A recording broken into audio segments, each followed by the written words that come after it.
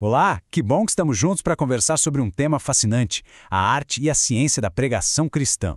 Hoje a gente vai mergulhar no assunto que é o coração da vida de muita gente e de muitas comunidades. Mas, olha, não vamos tratar a pregação como um simples discurso. Pensa nela como um projeto de arquitetura, uma arquitetura espiritual. Cada parte, desde o alicerce até o último detalhe do acabamento, é pensada para erguer uma mensagem que tenha propósito, que tenha força. A ideia é construir uma casa onde a palavra de Deus possa morar e encontrar as pessoas. Vamos começar essa construção? Então, qual vai ser o nosso roteiro, a nossa planta de estudo? A gente vai seguir 5 etapas bem lógicas. Primeiro, o alicerce de tudo, os fundamentos teológicos. Depois, vamos pegar as pás e começar a escavação com a exegese, a interpretação do texto. Em seguida, vamos desenhar a planta baixa, a estrutura do sermão. Daí a gente parte para o acabamento para deixar tudo bonito e funcional, com a ilustração e a aplicação. E para fechar, vamos olhar para quem está por trás de tudo isso, o arquiteto, ou seja, o caráter do pregador. Antes de colocar a mão na massa, é muito importante a gente sentir o peso e a responsabilidade do que estamos falando. Essa frase, que é atribuída ao reformador Martinho Lutero, coloca a pregação assim no epicentro da identidade e da saúde da igreja. Para Lutero e os outros reformadores, a pregação não era só mais uma parte do culto, era o evento central. Era o momento em que Deus de fato se comunica com seu povo, fortalece a fé e molda a comunidade. Então uma pregação que falha não é só um probleminha de comunicação não, é uma crise de identidade, uma crise existencial para a igreja. Ter isso em mente nos chama para tratar desse assunto com toda a seriedade e o cuidado que ele merece.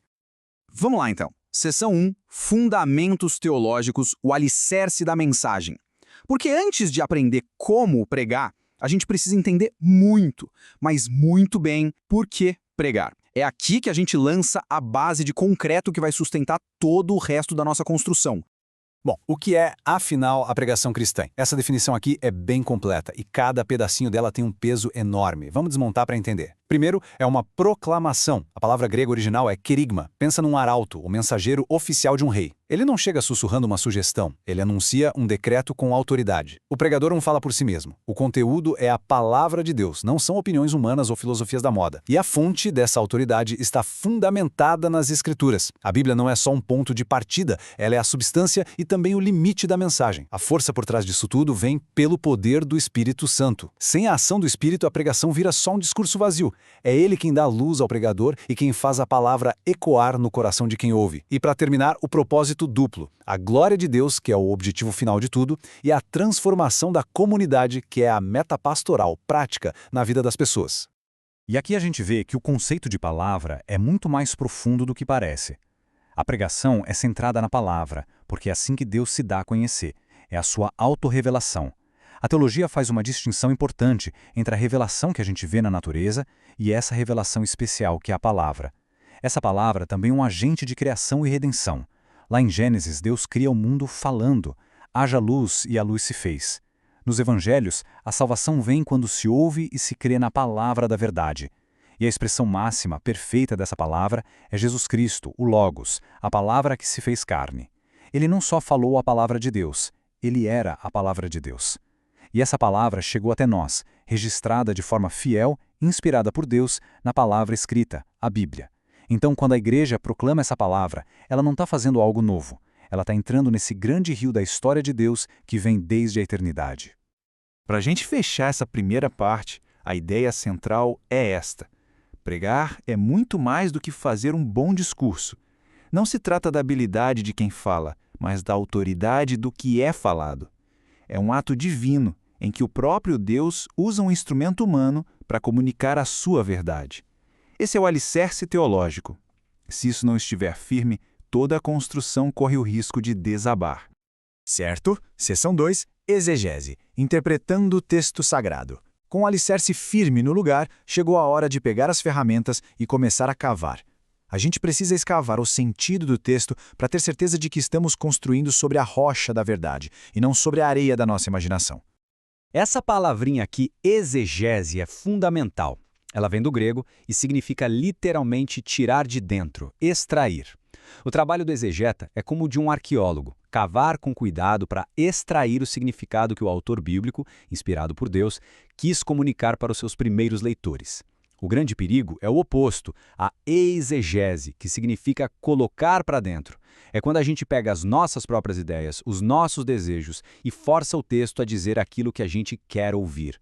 Por exemplo, pegar um versículo que fala da bênção de Abraão e dizer que é uma promessa de que todo mundo vai ficar rico, ignorando todo o contexto da aliança, isso é exegese.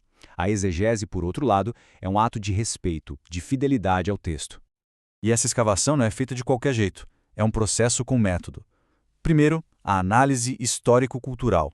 É como entrar numa máquina do tempo para entender o mundo daquela época. Quem escreveu, para quem, o que estava acontecendo. Segundo, a análise léxico-sintática. É olhar o texto com uma lupa, estudando as palavras no original, hebraico ou grego, e como a gramática constrói o sentido. Terceiro, o contexto literário. Sabe aquela história de que texto fora de contexto é pretexto? É exatamente isso. A gente precisa ver o que vem antes e depois da passagem. E por último, a análise da teologia bíblica. Quer dar um passo para trás e perguntar como esse pedacinho da história se encaixa no grande quebra-cabeça da Bíblia inteira, de Gênesis a Apocalipse. Cada passo desses nos leva mais fundo no sentido real do texto. E para fazer essa escavação, a gente precisa das ferramentas certas, claro. As concordâncias bíblicas, por exemplo, nos ajudam a rastrear uma palavra específica em toda a Bíblia para entender como ela é usada em diferentes lugares. Os dicionários bíblicos são como enciclopédias que explicam a cultura, os costumes, os lugares daquela época, e os comentários críticos são trabalho de estudiosos que passaram a vida inteira estudando um livro da Bíblia. Eles nos ajudam a ver diferentes pontos de vista e nos alertam sobre as partes mais difíceis. Ninguém precisa inventar a roda. Um bom pregador está sempre em diálogo com a sabedoria da igreja ao longo dos séculos. Resumindo essa parte então, a exegese é o trabalho de bastidor, é a parte que a congregação geralmente não vê, mas que é absolutamente indispensável. É o que dá integridade à mensagem. Sem um trabalho exegético sério, o sermão vira só a opinião de quem prega. Com ele, a mensagem se firma na verdade da palavra de Deus. E essa é a diferença entre construir na rocha e construir na areia. Tudo bem. Seção 3. Estrutura do sermão expositivo. Já temos o alicerce e o resultado da escavação. Agora, precisamos da planta baixa, porque uma grande verdade, se for apresentada de forma confusa e desorganizada, acaba se perdendo no caminho. Aqui é importante a gente entender bem o modelo de que estamos falando, o sermão expositivo. Ele é diferente do sermão temático. No temático, o pregador escolhe um tema, como o perdão, e sai pegando versículos de vários lugares da Bíblia para falar sobre isso. O risco é tirar os versículos do contexto. Já no sermão expositivo, o pregador se submete a uma única passagem. O ponto principal do sermão é o ponto principal daquela passagem. A estrutura do sermão tenta seguir a lógica do próprio texto. O objetivo é expor o que já está ali, é deixar a Bíblia falar por si mesma. Muitos consideram esse o método mais seguro para a gente se manter fiel ao texto. E como é a planta baixa de um bom sermão?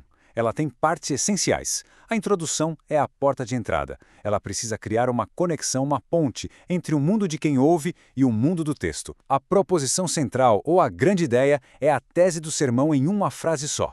Tem que ser clara, curta e fácil de lembrar. Os pontos principais são os pilares que sustentam essa ideia. Eles devem sair da própria lógica do texto bíblico. As transições são como corredores que levam as pessoas de um ponto ao outro de forma suave, sem se perderem. E por fim, a conclusão. Ela não é só um resumo. É o clímax, o momento de amarrar tudo e fazer um chamado claro para reflexão, para fé ou para ação. E olha, o ponto mais importante aqui é que ter uma estrutura clara não engessa a mensagem, não é inimiga do Espírito Santo. Muito pelo contrário, uma estrutura lógica, bem pensada, não aprisiona a verdade, ela serve à verdade. Ela liberta para que a nossa mente possa entender, a nossa memória possa guardar e, principalmente, para que o nosso coração possa aplicar na vida. Uma boa estrutura é um ato de amor e de serviço a quem está ouvindo. Seguindo em frente, chegamos à seção 4, ilustração e aplicação. Com a planta baixa pronta, agora é hora de levantar as paredes e dar o acabamento, ou seja, tornar a mensagem viva, compreensível e, de fato, transformadora para o nosso dia a dia. Essa pergunta aqui está no coração do desafio da pregação. De um lado, a gente tem um texto antigo, de uma cultura muito diferente da nossa. Do outro, uma plateia moderna, com perguntas e problemas do século XXI. O pregador é esse construtor de pontes. A exegese garante que um lado da ponte esteja firme lá no texto, mas a ilustração e a aplicação constroem a outra metade da ponte, conectando a verdade com o lado de cá, o lado de quem ouve. Sem essa ponte, a verdade bíblica pode virar uma peça de museu, bonita de se ver, mas sem impacto na vida real. Uma mensagem relevante precisa de equilíbrio. Olha só que interessante. A maior parte, a base de tudo é a verdade bíblica. Isso não se negocia. Mas só isso não basta. Ela precisa de uma explicação clara, que desembrulhe o significado do texto. Ela precisa de ilustrações concretas que funcionam como janelas, que ajudam a gente a ver a verdade. E, finalmente, precisa de uma aplicação pessoal, que responda àquela pergunta que todo mundo se faz. Tá, e o que eu tenho a ver com isso? Uma mensagem só com verdade pode ser correta, mas distante. Uma mensagem só com ilustração pode ser divertida, mas vazia. A relevância mora na combinação de tudo isso. E de onde a gente tira essas ilustrações, essas janelas para a mensagem? De todo lugar. A vida cotidiana é uma fonte infinita de exemplos. A história, a ciência e a literatura estão cheias de dramas humanos que se conectam com as verdades eternas. Biografias e testemunhos pessoais, quando usados com humildade, dão corpo e alma para uma ideia abstrata. Notícias e eventos atuais mostram que a palavra fala para o mundo de hoje, mas é preciso cuidado para que a ilustração não envelheça rápido demais. E a melhor fonte de todas é a própria Bíblia. As histórias e as parábolas da Bíblia são, elas mesmas, ilustrações inspiradas por Deus para iluminar a verdade. Em resumo, se o sermão é uma casa construída sobre a rocha da palavra, as ilustrações são as janelas que deixam a luz entrar, e as aplicações são as portas que convidam as pessoas a entrar e a morar nessa verdade. Sem janelas e portas, a casa pode até ser sólida, mas vai ser escura, fria e ninguém vai querer entrar. Elas são essenciais para conectar a verdade de Deus com a nossa experiência de vida. E agora, chegamos à nossa última sessão, a quinta, o pregador. Seu caráter e sua comunicação. No final das contas, a gente precisa olhar para o arquiteto por trás da obra, porque na pregação, a mensagem e quem entrega a mensagem são inseparáveis. A vida de quem prega é talvez a maior ilustração de todas. As qualidades do mensageiro são a alma da pregação. A integridade é a base de tudo. A vida de quem prega precisa andar junto com a mensagem que prega, senão tudo soa falso. A humildade é o que nos lembra que o centro das atenções não somos nós, mas Deus e a sua palavra. O pregador é só um garçom, servindo um banquete. A vida de oração é a fonte de energia. É admitir que sem a força do Espírito Santo, todo o nosso esforço é em vão. O amor genuíno pelas pessoas é o que transforma a preparação de um sermão, de uma tarefa acadêmica, em um ato de cuidado, de pastoreio. E, por fim, ser um estudante diligente, sempre aprendendo, sempre estudando, mostra que a gente leva a sério a palavra que temos o privilégio de anunciar. Em síntese, o que fica dessa sessão é o seguinte: é possível dominar todas as técnicas de exegese, todas as regras da boa comunicação, mas a ferramenta mais poderosa, mais persuasiva na pregação é a vida de quem prega. Uma vida que foi transformada pela mensagem que anuncia, vai falar com uma autoridade que nenhuma técnica pode fabricar. A autoridade espiritual não vem do cargo, vem do caráter que Deus está moldando.